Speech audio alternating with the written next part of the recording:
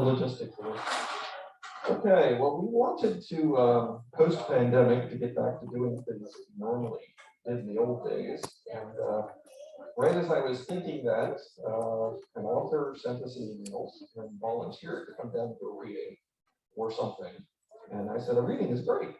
So EJ Wenstrom, who has just written the book Departures, is here with us, and she's going to do some reading and talk a little bit about her creating this dystopian novel, which hopefully has no COVID in it, because we're getting tired of COVID, but it is a dystopian novel, so this gives you an opportunity to get a different type of dystopia than we've been living through at the moment.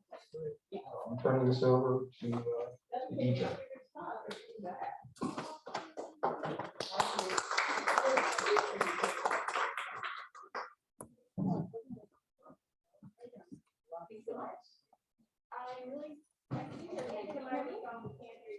Can hear you. Can you hear me now? Turn it on, yes. Now can you hear me? Yes. All right. I'm thrilled to be here. I'm EJ Wenstrom. I write dark fantasy and science fiction. And yes, my most recent release from August is Departures, and it is a young adult dystopia. And yeah, I started writing this. I was looking for a break from the fantasy series that I was already writing. I don't know if any of you do any writing yourselves, but as you can build out a series, at least for me, it started to feel like you were carrying the weight of every book you've already written with you as you start the next book. Yes, I see a map. There you go. And I just got to a point where a couple books in, a couple more books to go. I wanted a little bit of a palette freshener, for my creativity. And so I had this little nugget, you kind of start from the seed and build out from there, of this girl who abruptly woke up one morning in a total panic because she had been scheduled to die the day before. So she shouldn't be there anymore to wake up at all. And from there, I needed to build out the rest of this world. What kind of world is this where people are scheduled to die? What kind of world is this where this would cause someone to be in a panic, to find out that she's still alive instead of relieved? And so I needed to kind of start peeling away the layers of the world building there, but for me, it's always a lot easier to start with the characters. So I started there, and then the world building starts to layer in bit by bit as I start to go through the drafts. And the main character of this story is Evie. She's 17, and she is part of this world where everything is perfectly scheduled, perfectly optimized all the time. They are literally living in these little domes where everything is completely controlled down to the weather.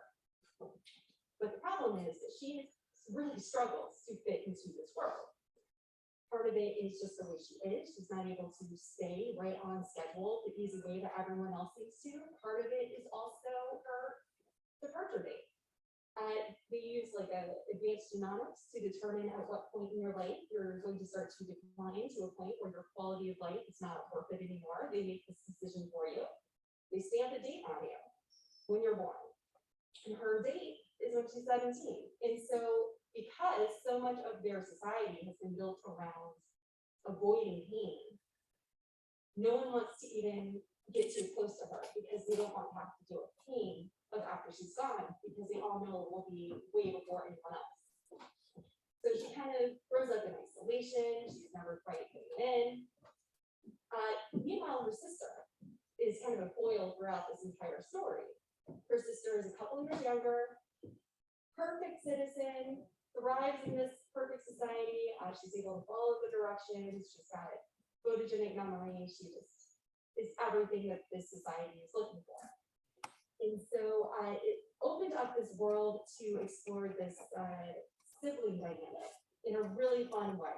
I was able to kind of put them as foils against each other, but then of course, anyone who has a sibling knows, you have so much shared microculture, really, where you have that bond and there's so much that you share, you kind of talk the same, you sound a little bit the same, you have these shared experiences that keep you together, no matter how different you really are. And so it made for a really fun balance. You follow both sisters throughout the book. It goes back and forth as they start to, from very different spaces, peel away the layers of what's really going on with this government, what they're trying to control these people for, and what the optimization is really about.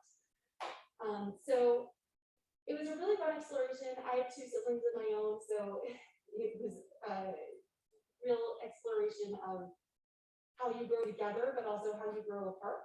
I don't want to give anything away too much. If anyone cares to read it, but it became a real theme for the story.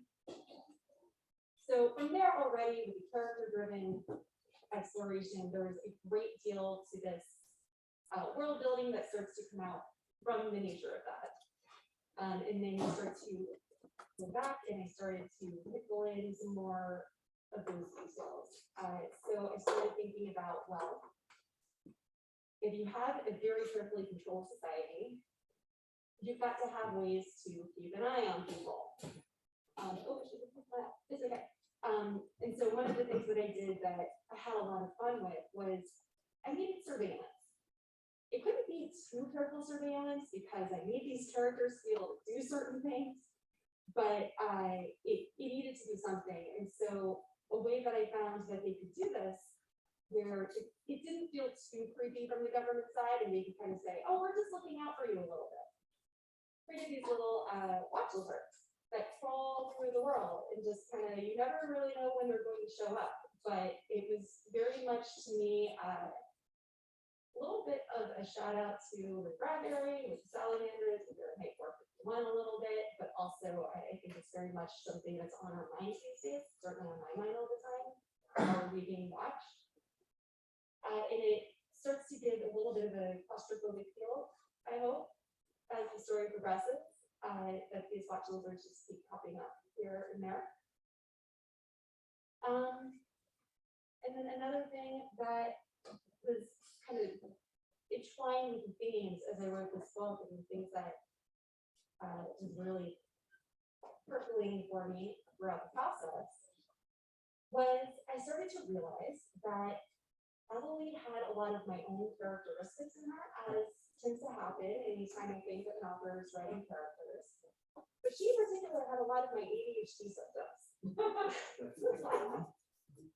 And so I started thinking about that a little bit, and started to percolate, and started to take on a little bit of its own life, and starts to take a role in the story itself. But it got me thinking also, I think that characters with ADHD are really wonderful for a story. They're wonderful for an author.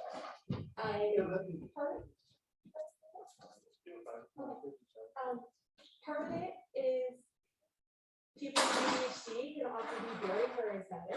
Maybe not me so much, I'm very introverted, but a lot of people are. And it makes them really fun people to watch, and it's really what they're trying to do. They're very engaging. But they can also be incredibly impulsive. So you can have a really smart character who really knows what they're doing, who out of the blue does something extremely problematic that they have no intention of doing. It's a fantastic problem for you to have as a storyteller, to have to get them back out of that situation. And it can be hard to create a character that's believable. But with ADHD, I can tell you for sure, it is very realistic. And then another really fun thing about ADHD characters is that we tend to have a really creative problem-solving mindset. We kind of MacGyver our way out of our own situations all day long. And so it makes for a really fun character to watch and kind of follow along through a story, I think, because they do it so naturally. It's like the air they breathe. And so there's a few times where she gets to do some things that are maybe a little unexpected or unusual, but she's able to sort her way through. So with that, I will go ahead and read a little segment here. This takes place pretty early on, so there's no spoilers, but it's a few chapters in. So at this point, Emily has had her departure party where they go through all the rituals to say goodbye to her, knowing that she is about to die that night. She has woken up the next morning in a panic, knowing that this is terribly wrong. And now the departure crew he was supposed to take away her body so the family doesn't have to think about anything and can just move on with their lives without her, have come to take her away. And that's where we are picking up. A man and a woman stand in the doorway in standard departure crew jumpsuits, a crisp light blue. The woman has short dark hair that springs around her head and curls. The man is tall, speckles of gray streaks through his sandy beard. Their name tags read Ronnie and Charles. As the door swings wide, Ronnie leans into Charles, whispering. He smiles. Then they look to the bed and see me there, sitting up and very much alive. Charles starts knocking the pull-out stretcher out of Ronnie's hand and creating a clutter of cheap metal against the hard floor of the hallway. Ronnie's face drains of color. I'll be damned, she breathes. My fingers ache, and I realize how tightly my fists are digging into the mattress. I loosen my grip and place my hands on my thighs, pressing my fingers over the fabric of my favorite blue dress. I was so exhausted after the departure party last night, I never took it off. Now it's horribly wrinkled. Mother's voice rises in my mind, scolding me for looking such a mess. And then I remember that right now, this is the least of my problems. Ronnie and Charles are still staring at me, wide-eyed and gaping. From downstairs, the faint hum of the food printer drifts in. My stomach rumbles. I'd kill for something to eat right now. Ronnie glances toward the stairs, then shoves Charlie into my room and closes the door behind them. Charlie blinks. Are you? He looks to his chart. Emily Hinders? I shrug and look down into my scrunched toes. 80. Forming words is harder than normal. My lips are stiff and slow for the sound. Why? Ronnie's expression shifts, her features sharpening into anger. I don't know what you're playing at, but your time is up. Charles scolds, grabbing her arm. He nods towards the door. Ronnie shakes her arm away from him and continues, but her voice lowers to a hissing whisper. Are you listening, Jeff? You won't get away with this. She's looking around, maybe for something to use as a weapon, like she needs to defend herself against me. Anger rumbles over me and quakes. Lycentia, the terrorist cult isn't even real. Nothing more than whispers people trade when something goes wrong, so they have something to blame for it. How dare she compare my accidental aliveness with the mass acts of intentional chaos that have become entangled with their legends? Worse, somewhere deep under my anger, I can feel my foundation crumbling, fear shaking itself loose. Because it is clear from the look in their eyes that Ronnie and Charles did not expect this, and that means there is no plan. The directorate always has a plan, and everything stays perfectly in place because of it. It would be less scary if this was also sort of licentious plot. Without a plan, everything falls apart. I cling to the anger instinctively, fight back questions too big for me to deal with. I'm not a terrorist, I explain. I took the pill, but here I am. I hear my words slurring, feel the world slipping, but can't make it stop. How can I know that? Ronnie steps closer to me, her face reddening. She shoves me. What are you playing at? How'd you do it? Don't you know your place? My place? I don't have a place in this world anymore. I never did, really. Hey now. Charles pulls Ronnie back. Something went wrong, but it's not her fault. Look at her. It's not my fault. The phrase echoes in my head. My shoulders loosen, releasing a painful tension all the way down my back. It still feels like the world's flying out of orbit, but it helps. Ronnie takes a deep breath, shakes her head. Okay, she says, you're right. But Charlie, what the hell did you do? Charlie gives her a weak smile. No idea. And then they both stare at me. I stare back. I'm supposed to be the target. I'm realizing what it means on a new level now, the fact that I'm sitting up and breathing. It's like the ground is crumbling away from under me, but I just can't move away. I press my arms over my middle, just feel my stomach still there. But the anger takes over and forces my mind into action. We have to figure out what went wrong so I can get back to my life, so we can fix the plan. And clearly, they can't give me those answers here. Maybe this was some kind of weird inking glitch and I actually have another 100 years. Or maybe it was only off by a few days. I have to know before I just stroll out to the kitchen like it's any other morning. Don't you have protocols? I ask. Charlie blinks. Not for this. Protocol. Ronnie purses her lips and glances back to Charlie. Right. Let's get her to the creme like usual. That's where she's supposed to be. Let the higher ups figure out what to do about it. Right, Charlie responds. He's bolstering up a little too, following Ronnie's lead. But how will we get her out of? Oh, Ronnie bends over and lifts the body bag and folded up stretcher. It'll look like any other pickup. Seriously? I pound my fist against the bed. It's not enough that I'm supposed to be dead right now. You want me to actually act like it? They jump at my profanity. We don't talk about death in the directorate, not outright like that. Their panicked reaction is satisfying, though. It's nice to see I'm not alone and completely freaking out. Ronnie pulls herself together and unfolds the stretcher. Have a better idea? This is all I got. I rack my brain. Nothing. Shit, I know. Planks of coffee cups and plates carry from downstairs, and I feel inexplicably homesick. I'd kill for some coffee right now. Ronnie ignores me and lays out the bag between us on the floor. It's black, made out of some kind of thin but sturdy material. One of those optimized hybrids the director uses to minimize waste. It looks scratchy and uncomfortable, but then I guess when you're departed, that doesn't bother you. I grimace. How many purses have been in that thing? Lost count. Get in. Now that I have a plan, Ronnie isn't playing games. She nods to it, her hands on her hips. Fear flares inside me, but underneath it, I have to admit I'm relieved someone is taking charge. Come on now. Think of your family, Charlie adds. My hand drifts mindlessly to the rose pendant around my neck. I've never been more grateful for anything in my life. I need Graceland right now, even if this is as close as I can get.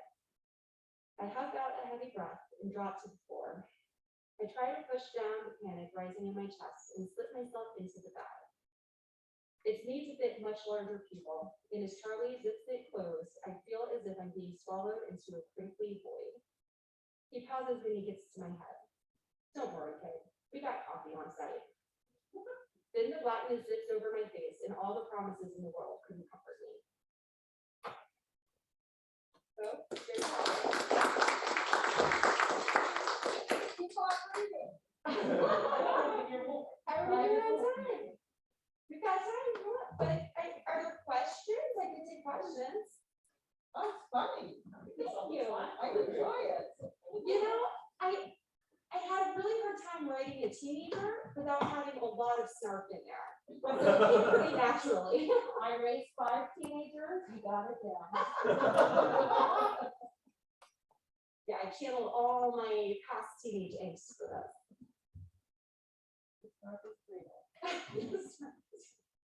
Who is the publisher? This is with Darkstroke Books. They're a small press. What's the name of the book? I'm sorry. It's the Darkstroke. Yeah. Available on Kindle? It's available on Kindle. Nice. Thank you. Thank you. Oh yeah, thanks for having me. This is great. So where do you live? I live in DC. Oh, that's not bad. No, it's very easy. Yeah, I'm over in Navy Yard, so the neighborhood's been literally building around me from scratch for the past 10 years. It's been a project for a long time. So what else do you write? I write fantasy as well. So I've got another series now complete as of last year. The last book actually came out in March 2020, so it was a time, but not for books. But yeah, I got some of those with me as well. If anyone wants to take a look, it is about a golem who desperately wants to be human. So he breaks into the underworld and steals back his soul. Oh, And along the way, he gets entangled in a war between the realms with some gods who are trying to overthrow the gods. And that kicks off the rest of the series to consequence after consequence after consequence. and that's not why. That's not YA. I'd say it's a PG-13 for action though. But yeah, a lot of Greek mythology inspiration, trying to make it my own too, and then the golems were a lot of fun, a little bit different. Yeah.